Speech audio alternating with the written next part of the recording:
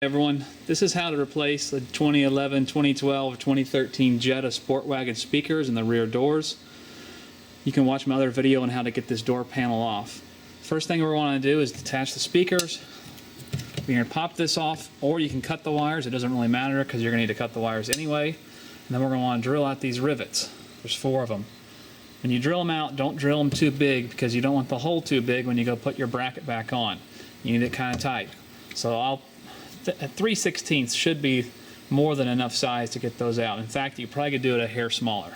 So I'm going to drill those out right now.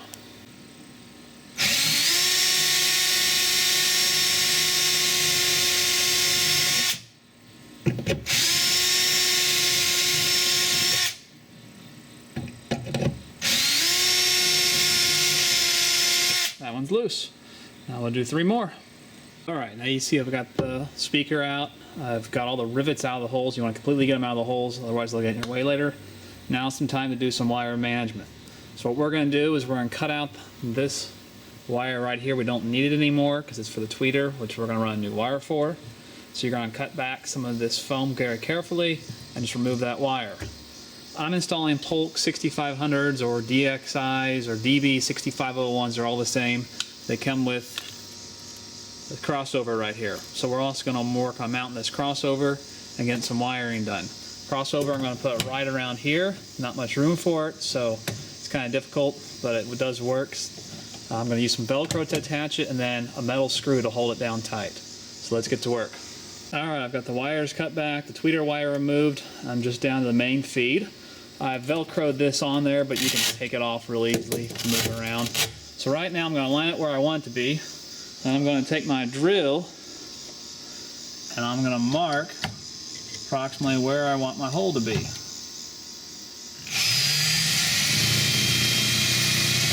Okay. I bought these little tiny number 8 screws. Let me see, there you are. To hold it down, these metal screws. So I'm going to pre-drill a smaller hole while I'm at Home Depot, and I'm going to put them on. That will hold this thing down just tight enough so it won't rattle, a little more than the Velcro will. I've got the crossover attached with that 1 bolt there. It's solid as a rock. Now I'm going to install the speaker bracket. You'll need a special bracket. I'll include the links to all these items in the description of this video. These were purchased on Amazon, about 13-15 bucks for a pair. We're going to put them on like this, line up the holes, and then I've got these bolts, which I believe are going to be 5/16 hex bolts. There we are, 5/16 hex, but you can use whatever you have. These were laying around the garage, so I test them out, they work fine.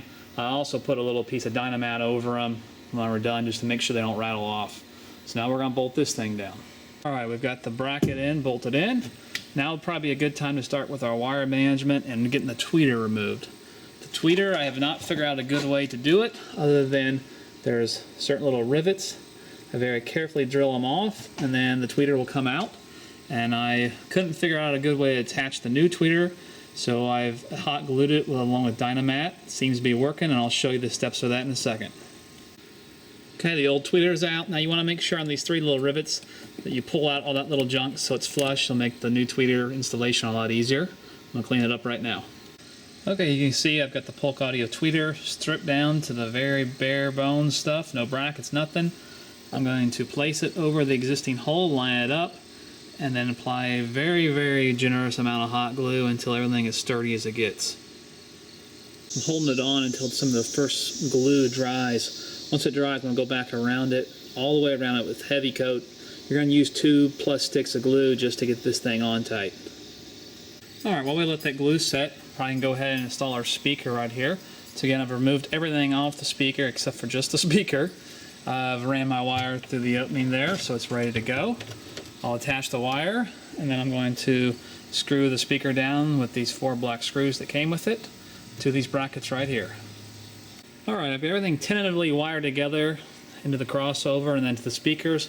Before I go any further, I'm going to go ahead and turn the stereo on and make sure everything's functioning correctly before I start attaching things down and screwing things in the rest of the way. Alright, everything tested out and worked fine, so I'm going to start prepping to put it back together. I'm going to wrap all the important areas with this Dynamat to prevent any rattling and some better sound. It'll actually give it better sound. I'm going to pull out these rivets that got stuck in the door, just like this. Put these little snips around them. Just pop it out. Be easier with two hands. Hold on, let me show you. Pull it right out. And then you're going to take it and you're going to slide it back in the door panel.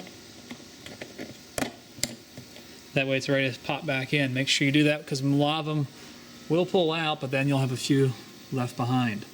So I'm going to start maintaining everything now with the wires and the Dynamat. Okay, as you see, I've started to wrap around the speaker with the Dynamat. I've also put some glue on this faceplate for the crossover. Faceplate tends to be a little loose. I don't want it to rattle. Next thing I'm going to do is I'm going to remove this extension plastic rubbery thing. I cannot figure out a way to make that work with the new speaker. You basically just got to crack it off these little plastic things and it'll pull right out. After that, double check that all the rivets were put back in. Reattach this, reattach this, and put the door panel back on. Also wanted to show you that I wrapped the tweeter in Dynamat just as an extra barrier for better sound and to help keep that hot glue from giving loose. I've started to put the door panel back on, however I've only popped in this rivet over here and the top part. Now would be a good time to check to make sure latch still works, make sure your window opener still works, and then double check the speaker sound. So what I'm going to do is put my flathead in here, close this thing up all the way, and I'm going to pull the handle, make sure it still pops back open, which it does. Next, I'll plug in the car and double check the window still functions. All right, I'm going to test the audio. I've got an RNS 510, which is the upgraded navigation, not typically found in Jetta, but you can buy these and swap them out pretty easily. Even if you don't have the navigation system standard, it's not too hard to fix. I'll go into the sound, and so start up. As soon as it starts up, I'm going to fade it back and forth and make sure everything sounds right, and then reattach the rest of the screws of that door panel, and you're done.